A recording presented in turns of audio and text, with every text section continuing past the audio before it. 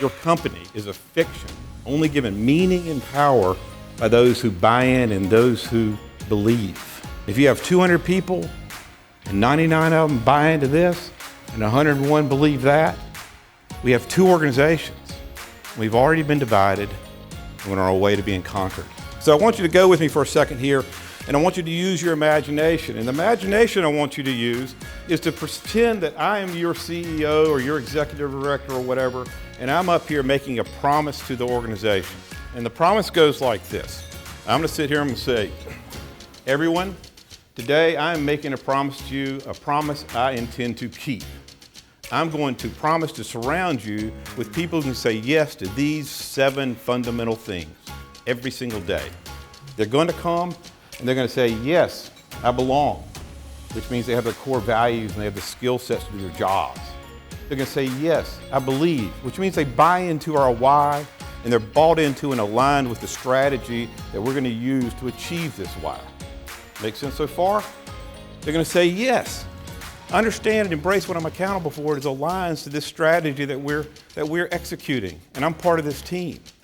They're going to say, yes, I understand and embrace what I'm accountable for to help me build strategies and help me stay aligned to my accountabilities and to why we're doing these things. They're going to say, yes, I understand and embrace how my organization listens and how my opinion is heard.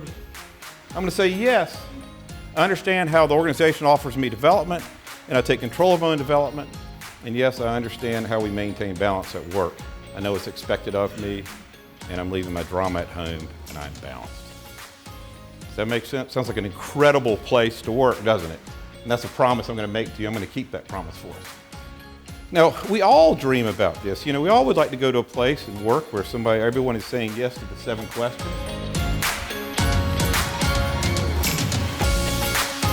I help companies install an organizational operating system that creates patience and creates this freedom.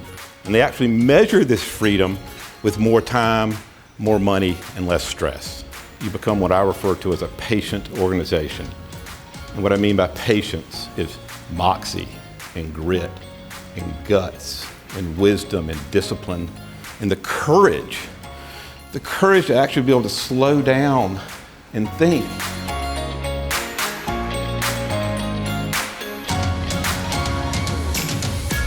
A lot of people, when I explain this, are like, wow, that sounds beautiful, Walt. This is a 20,000-foot view. Looks great from up here, but I can't see the graffiti and the potholes. We got to bring it down to the ground somehow, right? And so we got to get on the same page with what yes looks like from a leadership standpoint. And then we have to be able to install an operating system that allows the individual to maintain and align to yes. So this is what I'm showing you here.